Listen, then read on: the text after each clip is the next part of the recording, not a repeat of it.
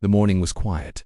Birds flew across the sky. People walked on the streets. In New York City, life was normal. Cars moved, shops opened, and the sun was shining.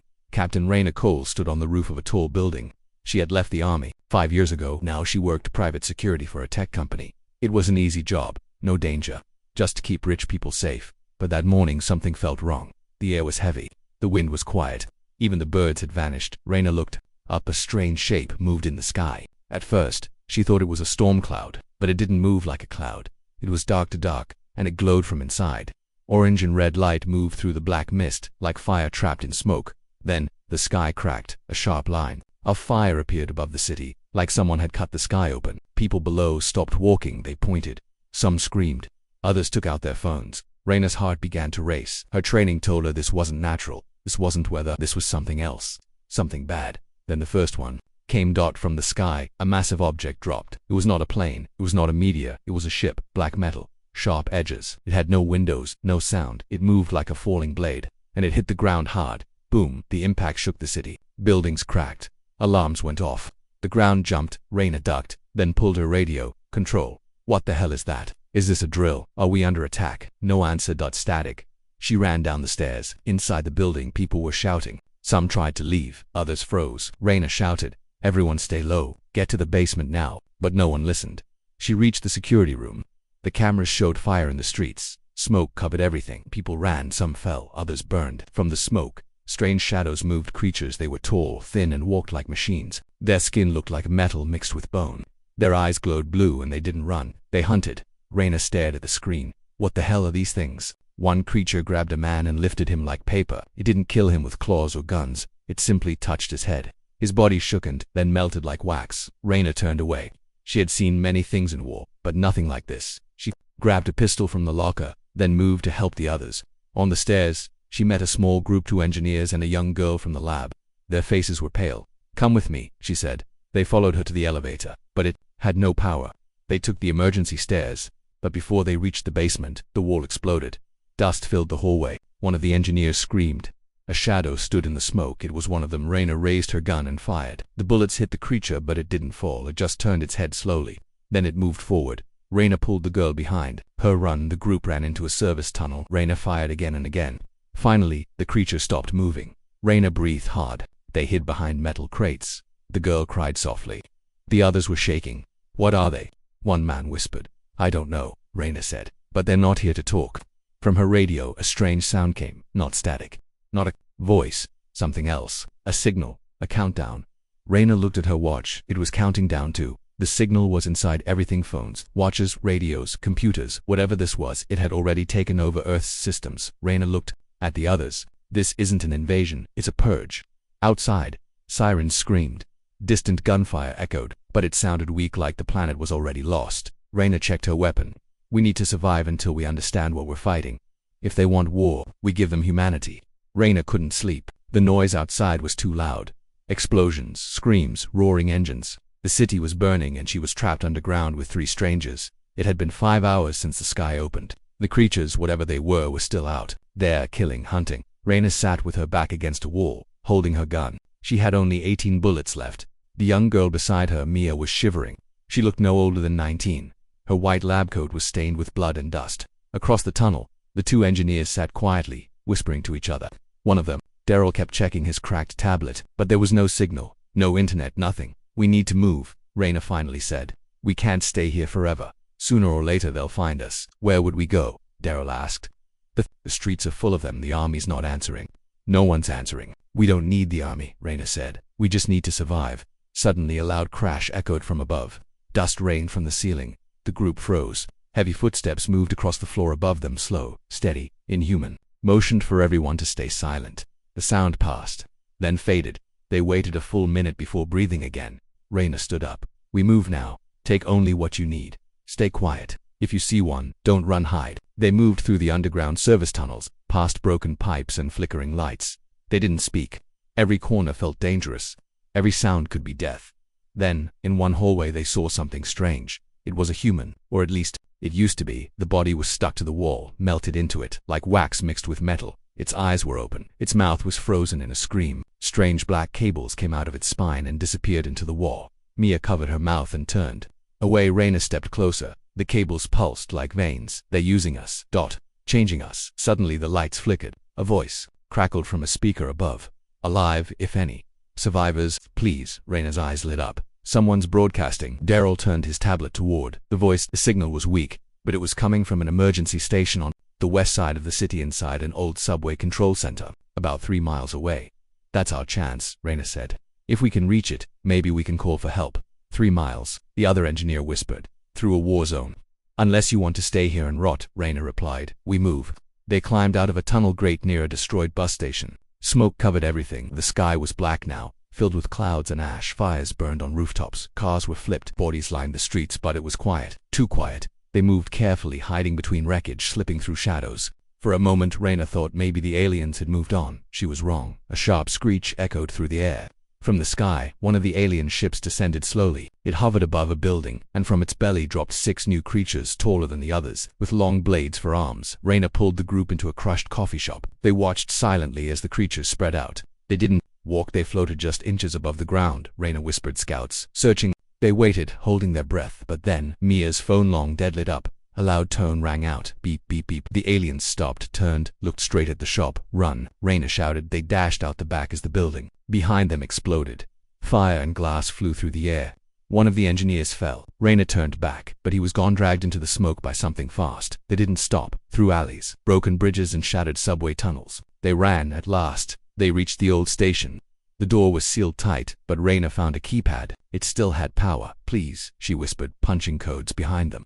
Screeches echoed again. The door opened. Inside they found a man holding a rifle, his uniform burned and torn. He looked tired, scared, but alive. You're humans? He asked. Rayna nodded.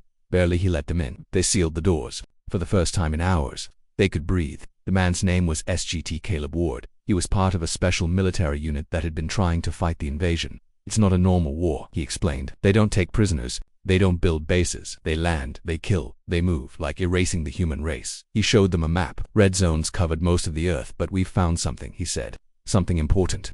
They're using a sick alien frequency. We think it's controlling everything. If we can jam it, even for a few minutes, we might be able to fight back. Rayna looked at the others. Then what are we waiting for? Caleb smiled. You're crazy. I'm human, she said. That's worse. The emergency station was cold and dark. Wires hung from the ceiling. Most of the equipment didn't work. But the lights were on. That was enough. It meant hope.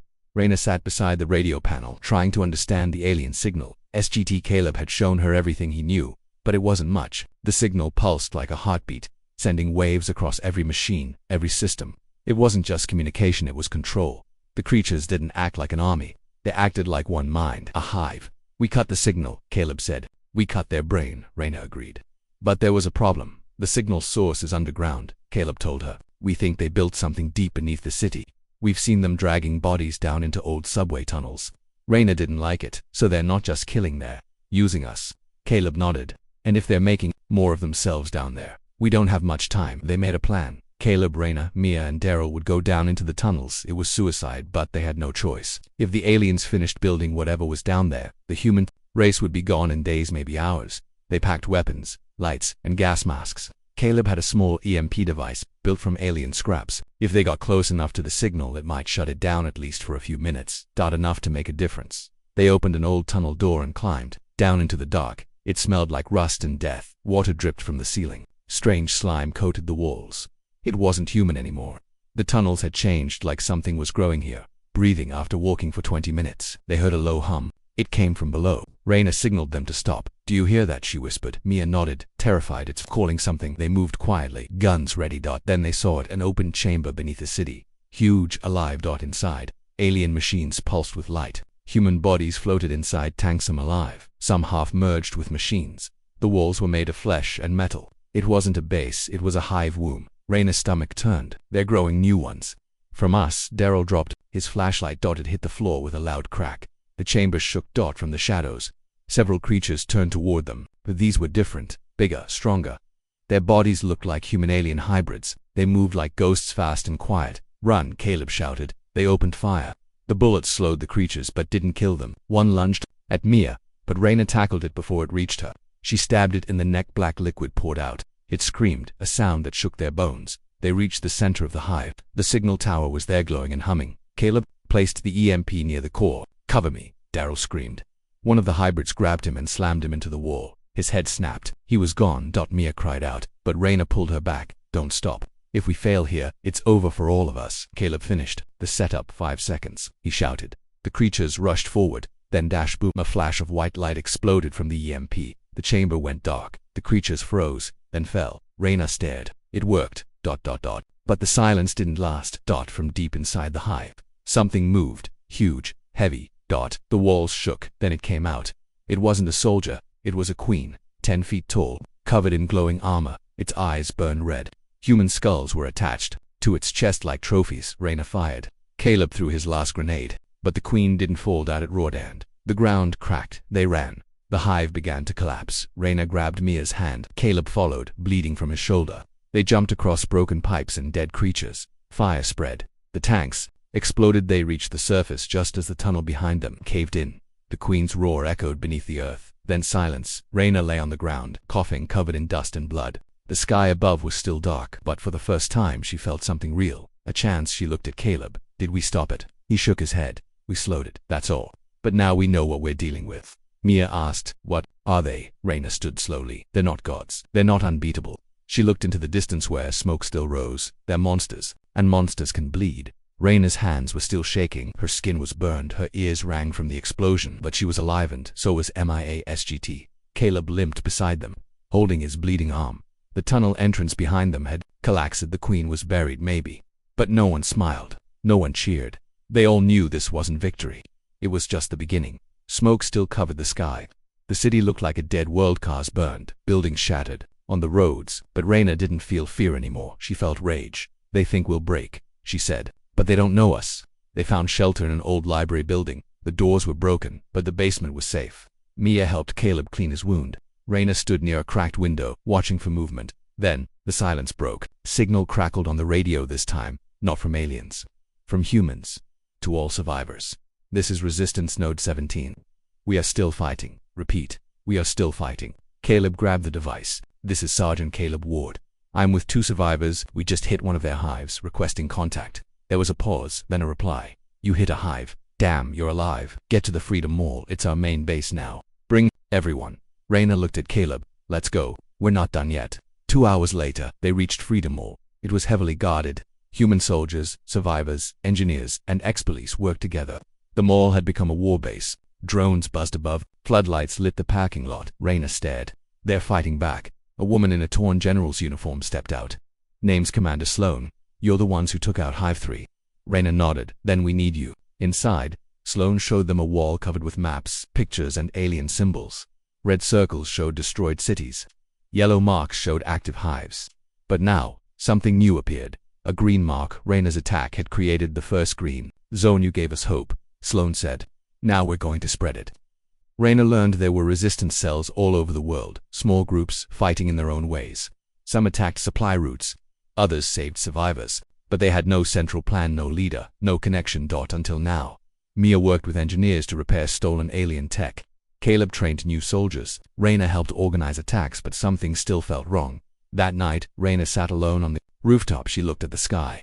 Stars were gone. Only ash and fire remained. She thought of her brother.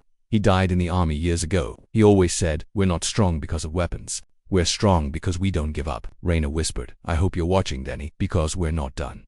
Days passed. Survivors arrived in groups. The resistance grew. But then, something changed. One afternoon, a man walked into the base alone wearing a radiation suit. His skin was pale. His eyes were wide. I saw it, he said. They're building something underground. Something massive. It's not just to kill us. It's to turn Earth into their world. He had seen it near the mountains machine that pulled life out of the ground, turning forests into black soil.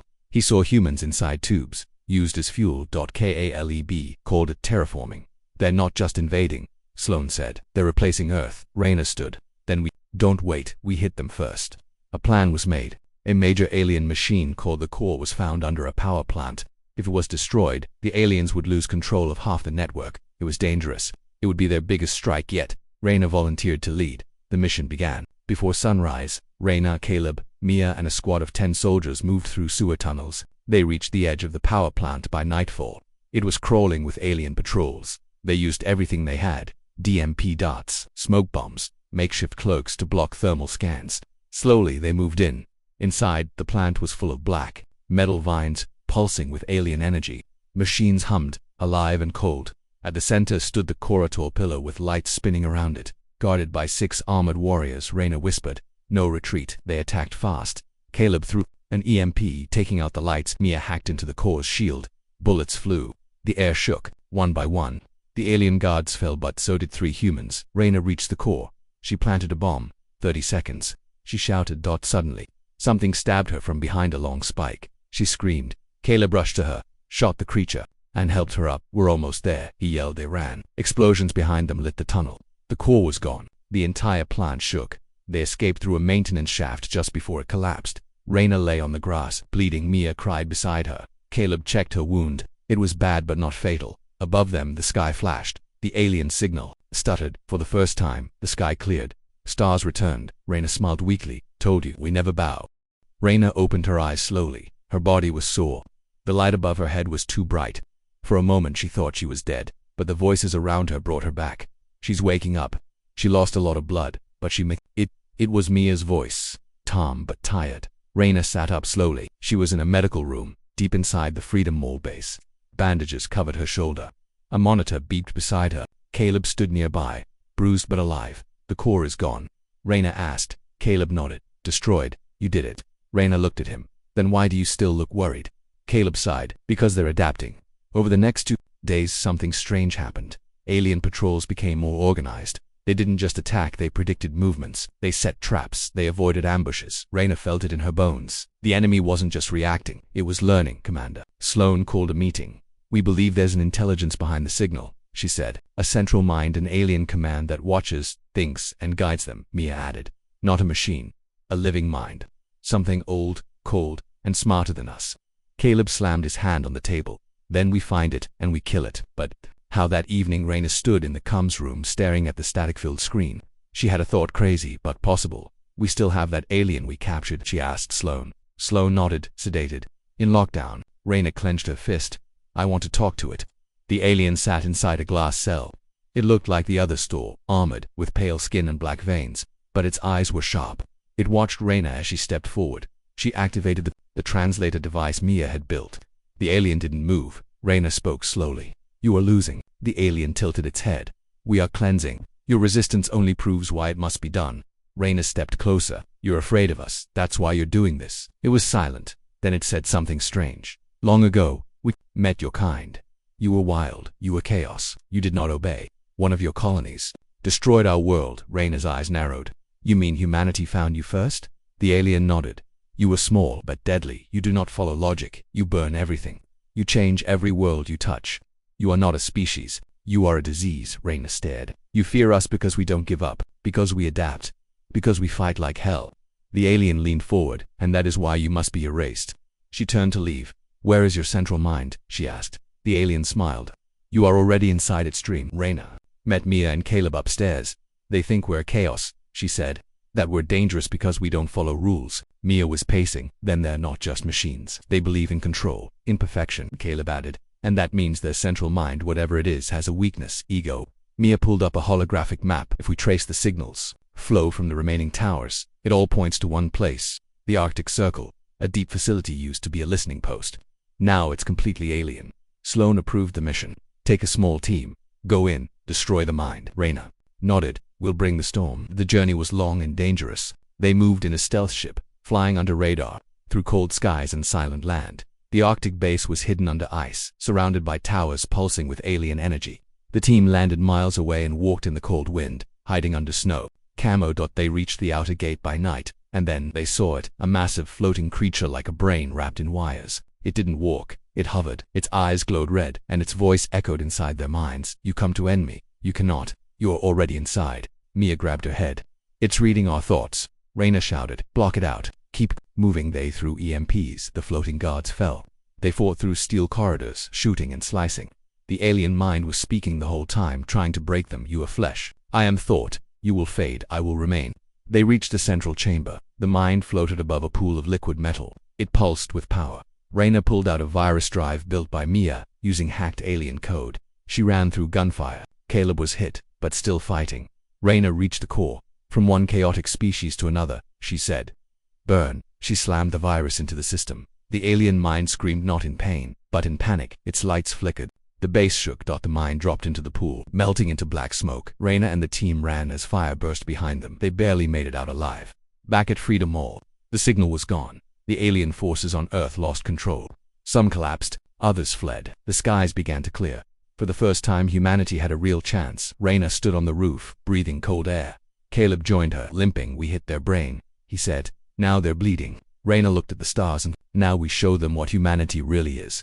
The Earth was changing. The skies over the cities were clearing. The alien signal had stopped. Their machines no longer roared across the skies.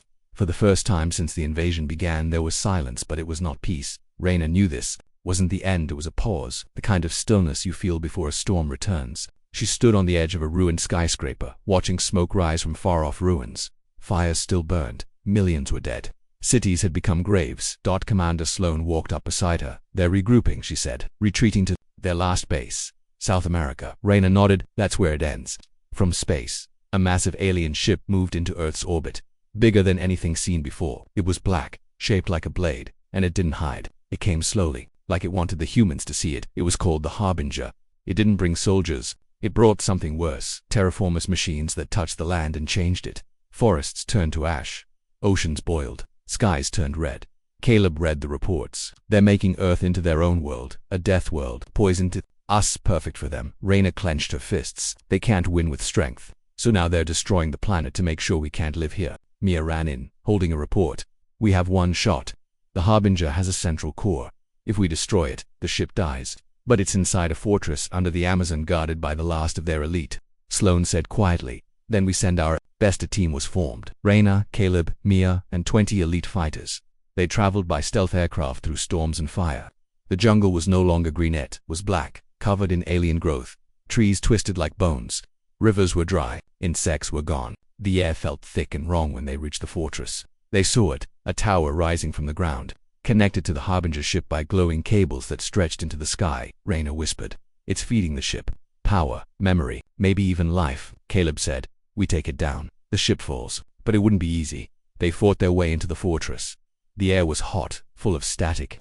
Aliens were waiting, not the weak ones. These were the strongest. Armored, fast, with red burning eyes. The team moved fast. Bullets flew. Explosions lit the halls. Some soldiers fell, but they kept going. Inside they found a strange room. It looked like a cathedral. On the walls were carvings, not alien but human. Drawings of Earth, of human colonies, of war. Mia stared in horror. They've been watching us for thousands of years. Rayna walked slowly past the drawings. They knew what we are. That's why they tried to erase us before we grew stronger. Caleb looked up at a strange statue in the center. That's not a statue.